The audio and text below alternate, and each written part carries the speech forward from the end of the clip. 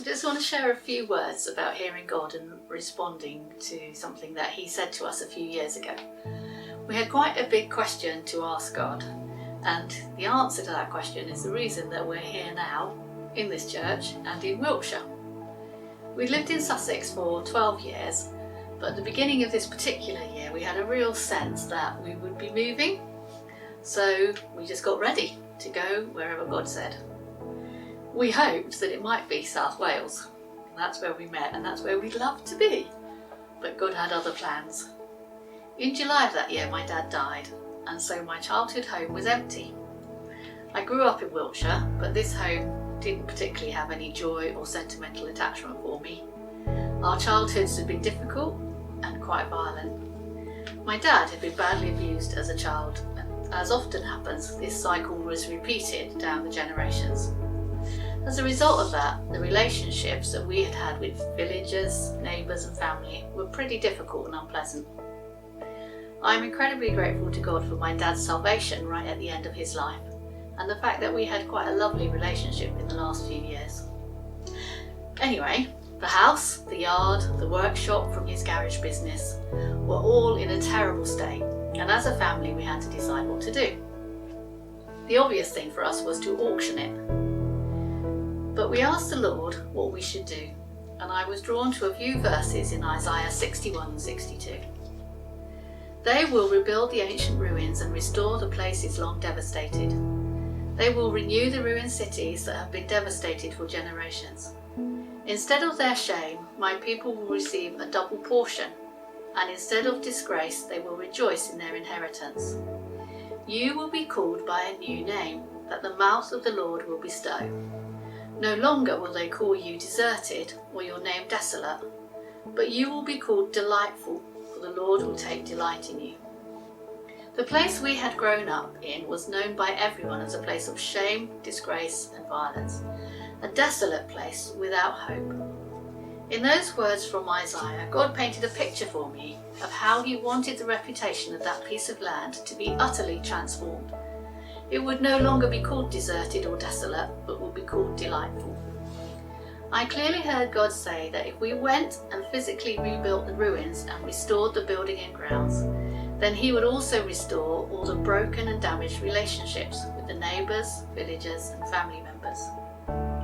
In tears, I wrote the beautiful picture He was giving me of transformation, but had no idea how this would work out. We took the word to trusted friends, and it was agreed by the family that Pete and I would move in to renovate the house. My excitement was to see God work out His promise. I had absolutely no clue how He could do it. Our neighbours all around had seen us mistreated from childhood and how we'd borne the brunt of Dad's anger. It was incredible to see how God gave us time to talk and connect with the neighbours, to share testimony of a life completely changed by Him, and for them to see with their own eyes how life had turned out for us. Dad had been completely estranged from his sister for 30 or more years, and we were able to reconnect with her. His word was unfolding before me. Instead of shame, there came a rejoicing in my inheritance. Things that had been devastated in family life for generations were renewed in a way I could not believe possible. I remember a great moment when my youngest brother came to stay and said, "Thank you for replacing terrible memories with ones of joy and love." God gave him freedom from memories of pain, and the lands became called delightful. After a few years, we sold the house and were ready to move again. Maybe this time it would be Wales. But God was not done in Wiltshire yet. We stayed local and were led to be part of St Kay's and the Benefice. He had one more totally unexpected relationship to restore and more freedom to bring. I met someone I'd not seen since I was 5 years old. Someone who had worried and been concerned about us children for more than 40 years. Someone who never knew what became of those children, who lived in that house known as desolate, deserted and disgraced.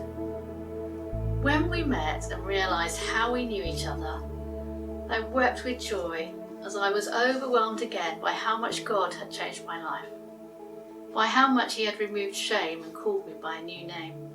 It was such a precious meeting and has become a treasured friendship. God cared so much for us both that step by step He brought us back together, to wipe away any sense of guilt or fear about us children that lingered in her life, and to reveal the power that He has to change not just my life but my whole family's. I still find it amazing. He fulfilled His promise completely. He changed the shame and disgrace connected with my childhood, that home and the relationships, into a place that everyone now calls delighted. If you need an answer to a big question, then trust that He will reply. Ask Him, listen, check it out with trusted friends, and then boldly step out into what He says.